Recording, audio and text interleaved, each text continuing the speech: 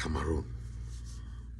That country cannot really stop amazing me because I see some kind of, you know, diabolical something on that country because I don't understand. Someone that has been in power for almost 43 years is still running for president, and the people are not even doing anything. They are just okay. You know, I don't know. Maybe it's a curse or whatever, but I don't understand because this is this is something that the Amazonian people realized for many years ago and stood up and said enough is enough. But the people of La Republic of Cameroon are just okay with what is going on there. They have to stand up for their own future. They have to stand up to take back what belongs to them. If they think that this government would change with what they, when they have one protest and they stop one protest, and this is something that other countries took by force and sent out most of these old presidents that have been there and they don't want to leave power. If you think that they'll sit and they'll tell you, okay, we are tired, we are resigning, this kind of government don't go on retirement. They are forcefully sent on retirement.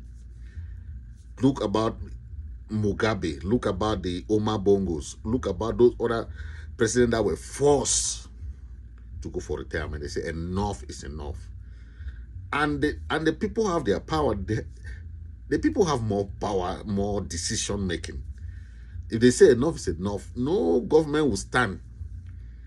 Okay? If the people say this is enough, we have had enough of you, Mr. Pobia. It's time for you to go. Enough is enough. He cannot stand because now he cannot even make his own decision. He's not the one making decision anymore. So why is he still running for president? Why? Cameroonians should ask themselves, do you want to have the same kind of presidency for the next 7 years? Or you want to take destiny into your own hands? The decision is yours. Because this is something that people just take for granted. This government has failed. You hear that they have not even had cabinet meeting since 2011. This is not even something to even talk about. 2011, they have not had cabinet meeting. They have not changed any government. It's only around 2018 that when the crisis started, they try and put Ataranji with some few other prime minister. They changed the prime minister there and just make some small changes there. But the ministers are there.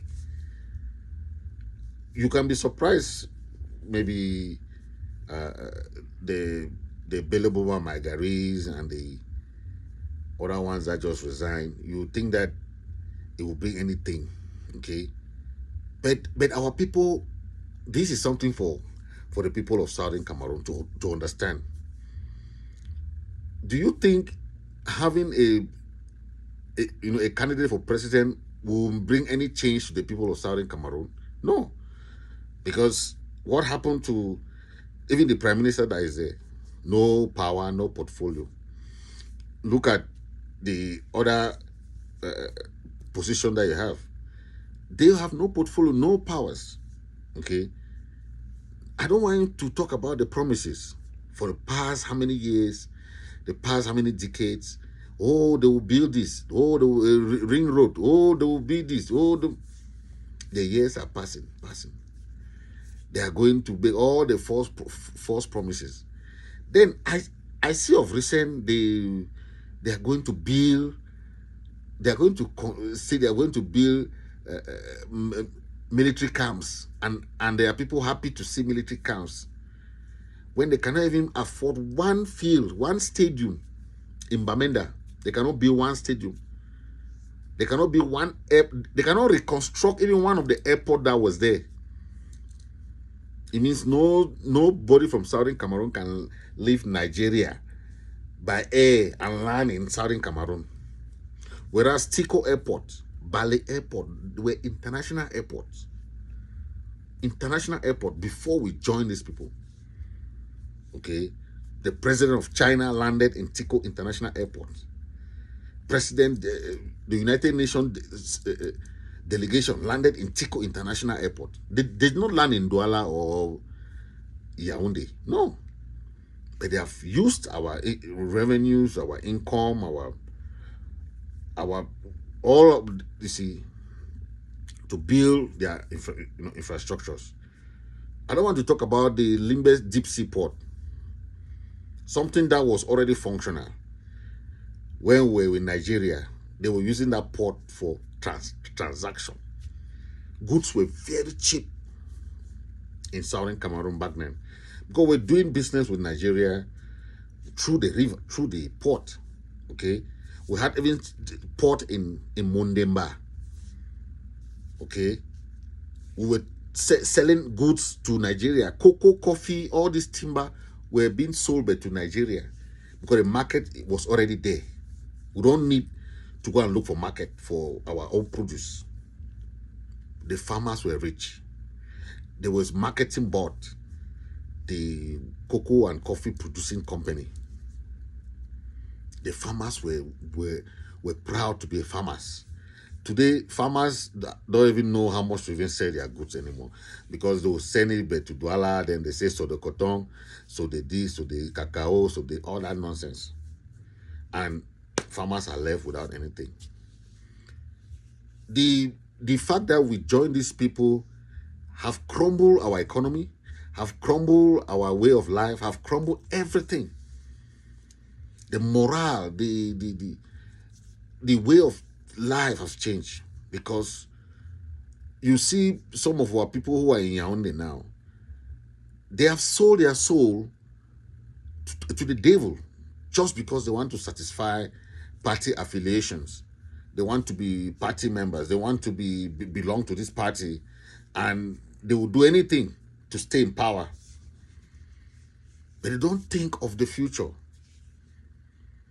An Anglophone will never be president in that country. Call yourself an Anglophone, that's your problem. An Ambazonian will never be president in that country. Okay? And even if they put an Ambazonian as president, how would that benefit you? Because anybody they put there, they will put you like a puppet. But you have no power. You'll be powerless. Like the prime minister there. I heard that they had a cabinet meeting without the prime minister. You understand what I'm saying? If they can have meeting, arguing among themselves who to replace Pobia, there was no prime minister there. Think of it. The fact that Pobia is going in for presidency, what does that tell you? It tells you that government will not leave power peacefully. They will decide to cling to that power till they will either use force to move them. Also, all that thing that people say, oh, let's go and run for election, and after election, there will be a new president. There will be who? Pobia rule Elekam. Pobia appoint Elekam members.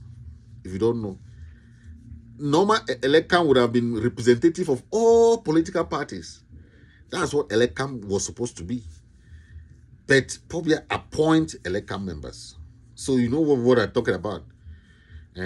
He created that they call it the Constitutional Council. He appoints members of the Supreme Court. He appoints, everything is him appointing. So who want to be an opposition? Who? Nobody.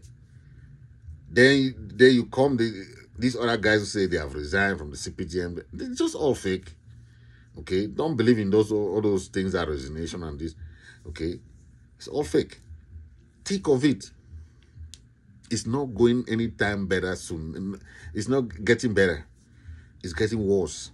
Because the government in power in Yaoundé don't want to leave power. Okay? And they will cling there till the last man standing. Think of it. The people of Southern Cameroon. Think of it. The future is not bright. There will be an implosion in that country. Mark my words. Thank you for watching.